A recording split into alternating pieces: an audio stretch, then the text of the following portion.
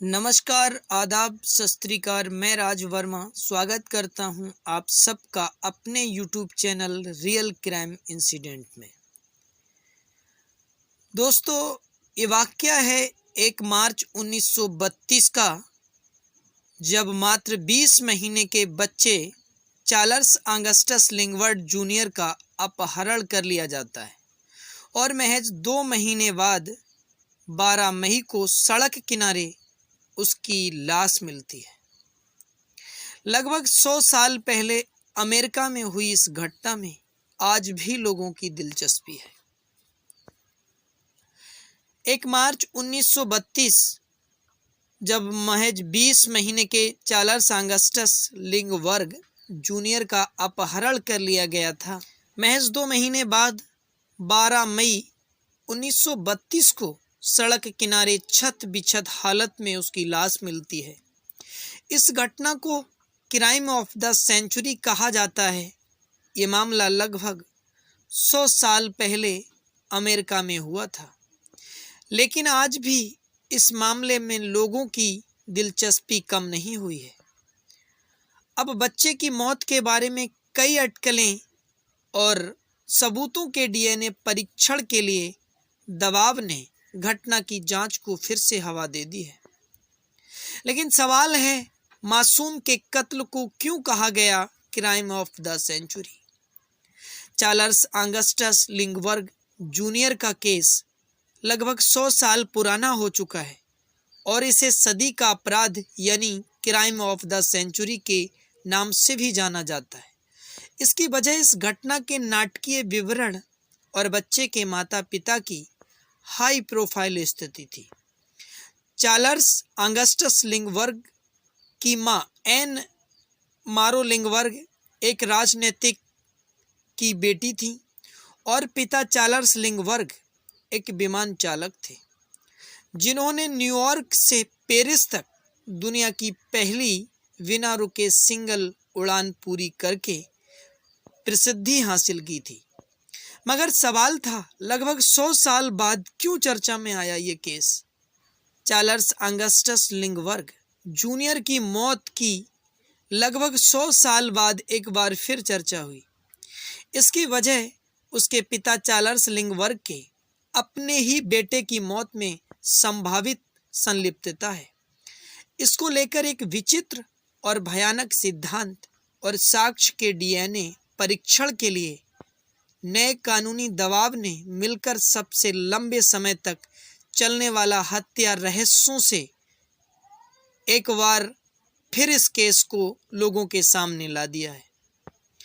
अप्रैल 1936 में एक जर्मन अप्रवासी हाउटमैन को इस अपराध के लिए फांसी की सजा दे दी गई थी, जो बढ़ई के रूप में काम करता था और न्यूयॉर्क शहर के ब्रोक्सबोरो में रहता था। अब इस मामले में उसकी परपोती भतीजी सीजेन लव और उसकी चाची ने हाल ही में डीएनए नमूने प्रदान किए हैं और उन्हें उम्मीद है कि न्यू जर्सी की अदालतें आधुनिक विज्ञान की मदद से पुराने संदेह का पता लगाने का रास्ता साफ करने का फैसला करेंगी कि क्या एक निर्दोष व्यक्ति को मौत की सजा दी गई थी, और यदि नहीं तो क्या उसने अकेले ही इस घटना को अंजाम दिया था? सीजेन लव ने कहा है, मैं व्यक्तिगत रूप से नहीं मानती कि उसने ऐसा किया। हाउटमैन और उसकी विधवा ने अपनी बेगुनाही और बचाव पक्ष की दलील को अंत तक बनाए रखा, लेकिन अगर सबूत उसे इस मामले से जोड़ते हैं तो ऐसा ही हो। मैं सब सच जानना चाहती हूँ। मगर सवाल था, क्या है पूरा मामला और कैसे हुई थी लिंगवर्ड जूनियर की हत्या?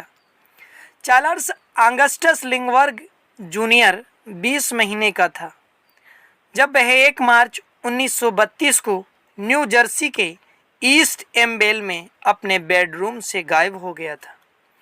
अपहरण के बाद घर पर एक लकड़ी की सीढ़ी, एक छेनी और फिरौती की एक चिट्ठी मिली थी।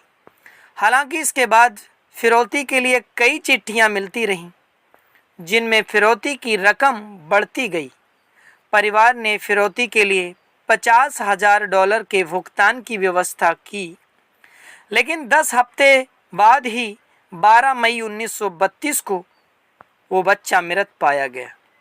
न्यू जर्सी पुलिस के नेतृत्व में जांच सितंबर 1934 तक चलती रही, जब फिरौती की रकम में से एक $10 की गोल्ड सर्टिफिकेट का इस्तेमाल न्यूयॉर्क में गैसोलीन खरीदने के लिए किया गया।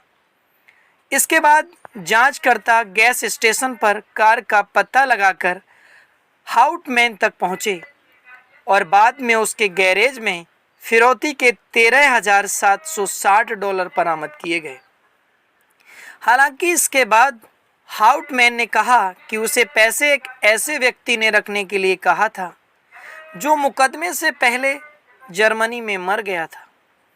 इसके साथ ही अपहरण की जगह से उंगलियों के कोई निशान भी नहीं मिले और न ही उसने अपराध स्वीकार किया। इसके साथ ही जांचकर्ताओं को इस बात का कोई स्पष्टीकरण भी नहीं मिला कि कैसे एक अकेले अपहरणकर्ता ने वारिस के बीच दूसरी मंजिल की नर्सरी से बच्चे का अपहरण कर लिया। जब घर में 5 वयस्क और एक कुत्ता मौजूद थे। हालांकि हाउटमैन को न्यू जर्सी के फ्लेमिंगटन में 6 सप्ताह के मुकदमे के बाद दोषी ठहराया गया और मौत की सज़ा दे दी गई। मगर सवाल था, क्या बच्चे की मौत में था उसके ही पिता का हाथ? जब चार्ल्स ऑगस्टस लिंगवर्ग जूनियर का अपहरण और उसकी हत्या हुई थी, तब उसके पिता चार्ल्स लिंगवर्ग राष्ट्रीय हीरो थे, क्योंकि उन्होंने न्यूयॉर्क से पेरिस तक दुनिया की पहली बिना रुके सिंगल उड़ान पूरी की थी। लेकिन इतिहास उस प्रसिद्ध पायलट को कहीं अधिक गंभीरता से देखेगा, जिसकी 50 साल पहले मृत्यु हो गई थी। लिंगवर्ग यूजेनिक्स के अध्ययन से आकर्षित थे। 1938 में एडोल्फ हिटलर की ओर से हरमन गोरिंग से विमान में उनके योगदान के लिए पदक स्वीकार करने के बाद मीडिया द्वारा उनकी कड़ी निंदा की गई थी।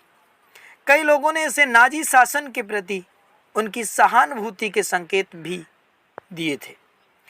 कैलिफोर्निया की एक रिटायर्ड जज पर्लमैन अब इस बात की अटकलें लगाती हैं कि चार्ल्स लिंगवर्ग किसी और भी भयावह काम के लिए सक्षम थे और वैज्ञानिक प्रयोगों के लिए अपने ही बेटे की बलि दे दी, जिसके कारण बच्चे की मौत हो गई।